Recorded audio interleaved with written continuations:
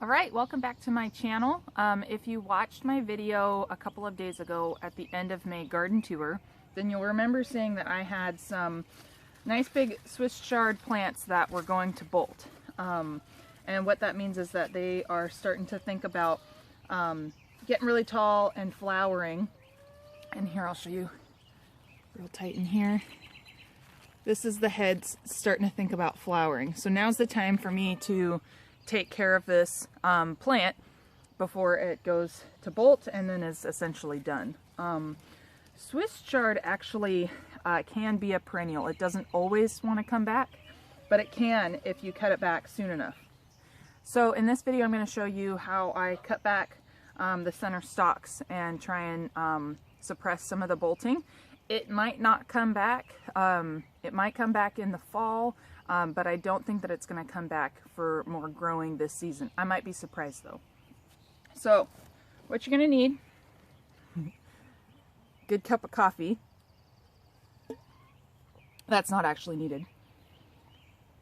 But what you will need is a pair of good scissors. And I have 3 different varieties here. So you'll see that the center stalk is starting to get really tall, even on this little red rainbow one. So I'm going to take it down about an inch or so from the base at the ground and snip it back. And that is one whole stalk. And here as well, this one was starting to flower on the top. So we know for sure that it's starting to bolt. And all of these leaves on the bottom, I'm going to save and utilize. I'm going to do a chard and potato side dish. We went razor clamming yesterday, so we're going to have the clams. I think I'm going to fry them and then have the potato and chard side dish. So I'm going to save this, but I'm going to cut back all of the leaves to the center stalk. I'm going to give the center stalk to the goats and the chickens, because once it starts getting really thick, it gets pretty stringy, and it's really good for you still, and it's totally edible, but when it's smaller and more tender is a lot more desirable. So I have another one here on the red that needed cut back, and you can see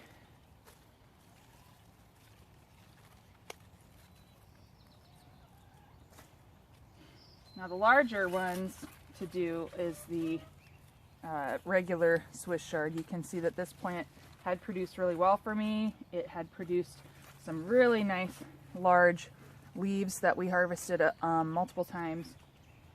But I'm going to cut it back in hopes of having some more harvest in the fall. Because I did plant this this last fall and it really took off this spring, but it can overwinter. Here's a really big one, and it really shows the depth, the width of the center stalk and how wide it can be. And this is just going to be too tough for our liking to eat. Now you can see, even with more of it cut back, just how tall and leggy it's been getting. And I'm going to cut it.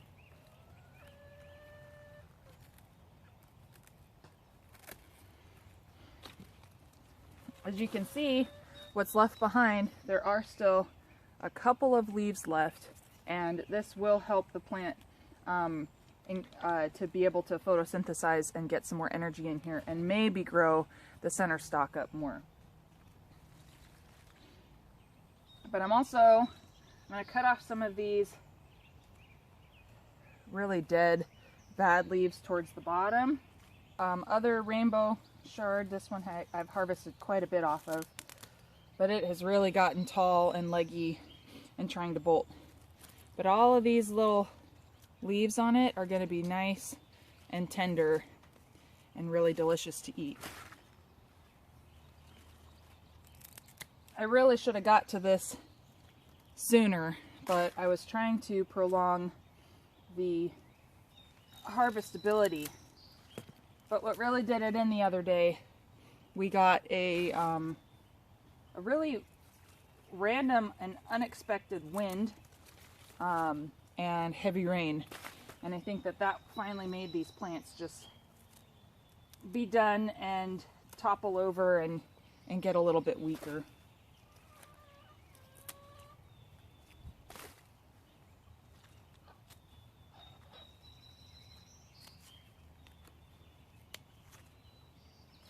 So now that the chard has been cut from the plant and I've got these long stems, you can tear off the bottom if you want. Some of them might be a little bit hard for me to do, so that's why I have my scissors with me still.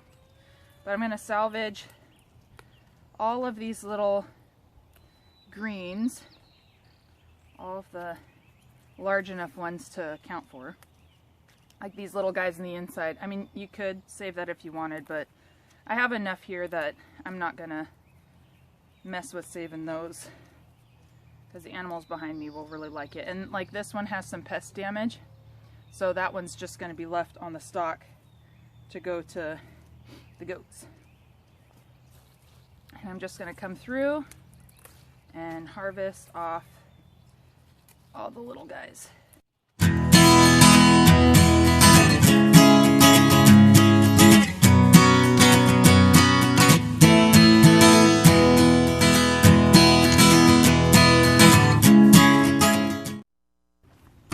So this is a great example of a big chard leaf. When you go to clean it up to cook with it, you're actually going to cut out. You can do it with a knife in your kitchen, or scissors can be easier. You're going to cut out this big center stem, and like I said, it is edible, so you can chop it up, make it smaller, and then cook with that as well.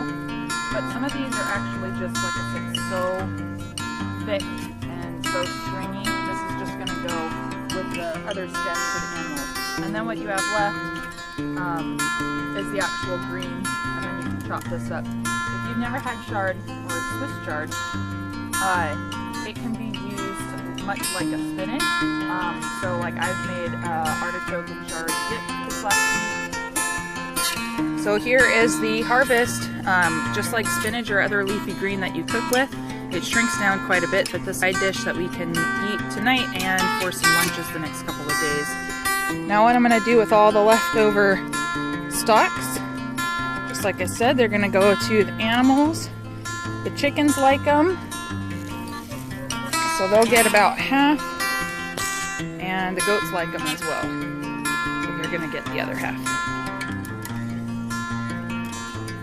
And that makes it a little bit easier to know that you ripped it out of the garden, and that's sad. But some other animals will be able to utilize it, and nothing ends up going to waste. As always, thank you guys for watching. I'm going to head inside and clean this up for later tonight. Don't forget to like this video if you like the content, and subscribe to my channel to see more farm and horse related videos. Bye.